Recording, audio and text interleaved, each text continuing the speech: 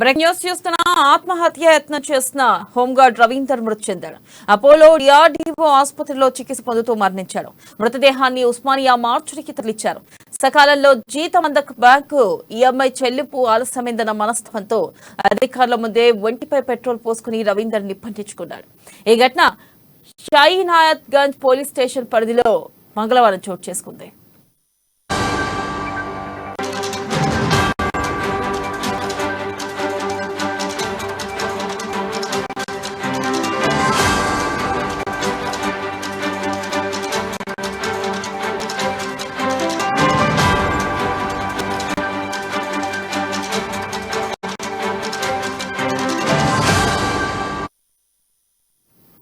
Breaking news చూస్తున్న ఆత్మహత్య యత్నం చేసిన హోంగార్డ్ రవీందర్ మృతి చెందాడు. అపోలో డిఆర్డీఓ ఆసుపత్రిలో చికిత్స పొందుతూ మరణించాడు. మృతదేహాన్ని ఉస్మానియా మార్చికి తరలించారు. ఇక దీనిపై మరింత సమాచారాన్ని మా ప్రతినిధి రాజు అందిస్తారు.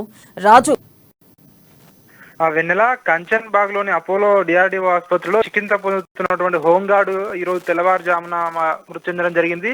ఆయన 75% కాలిన గాయాలతో ఉన్నప్పుడు హాస్పిటల్లో ఆయన ట్రీట్మెంట్ అందిస్తా ఉన్నారు. ఈ నేపథ్యంలోనూ ఆయనకు చికిత్స అందిస్తున్న సందర్భంలో ఆయన మృతి చెందడం జరిగింది. అయితే నిన్న అతని పరిస్థితి విషమంగా ఉందని చెప్పి డాక్టర్లు కూడా చెప్పడం జరిగింది. ఈ రోజు తెల్లవారుజామున రవీందర్ తుదిశ్వాస విడిచారని చెప్పి వైద్యులు ధృవీకరించడం జరిగింది. అయితే డిఆర్డీఓ వద్ద పోలీసులు కూడా భారీ బందోబస్తు ఏర్పాటు చేయడం జరిగింది. ఎందుకంటే డిఆర్డీఓ దగ్గర పరిస్థితి ఉద్రిక్తంగా నెలకొంది. ఆయన కుటుంబ సభ్యులతో పాటు హోంగార్డులకు సంబంధించినటువంటి జేఏసీ నాయకులు, మరోవైపు అతని వాళ్ళందరూ కూడా అక్కడికి తరలి వస్తున్నారు. ఈ నేపథ్యంలోనే పోలీసు బందోబస్తు అక్కడైతే ఏర్పాటు చేస్తా ఉన్నారు. అక్కడైతే ఒక ఉద్రిక్త పరిస్థితి నెలకొని ఉందని చెప్పవచ్చు. ఒకసారి చూసినట్టయితే తనకు రాసిన జీతం తీసుకునేందుకు ఆయన కార్యాలయానికి వెళ్ళినప్పుడు ఆయన అవమానించారని చెప్పి ఆ అవమానాన్ని భరించలేక ఆయన పెట్రోల్ పోసుకొని నిప్పంటించుకోవడం జరిగింది. గత 4 రోజులుగా కూడా ఆయన ఆసుపత్రిలో చికిత్స పొందుతా ఉన్నారు. సో ఈ నేపథ్యంలోనే మొదటగా ఆయన ఉస్మానియా ఆసుపత్రికి తరలించడం జరిగింది. అక్కడ మెరుగైన వైద్య చికిత్స కోసం అపోలో డిఆర్డీఓకు తరలించడం జరిగింది. సో చికిత్స పొందుతూ ఈ రోజు తెల్లవారుజామున ఆయన మరణించడం జరిగింది. అయితే మరణిన తర్వాత పోస్ట్ మార్టం కోసం ఉస్మానియా హాస్పిటల్కి తరలించడం జరిగింది. ఉస్మానియా హాస్పిటల్ వద్ద ప్రస్తుతం బయట ఏంటంటే వాళ్ళ హోంగార్డ్ల జేఏసీ నేతలు కావచ్చు, వాళ్ళ కుటుంబ సభ్యులు కావచ్చు భారీగా తరలి వస్తా ఉన్నారు. అక్కడ పోలీసులు అయితే భారీ బందోబస్తు ఏర్పాటు చేయడం జరిగింది.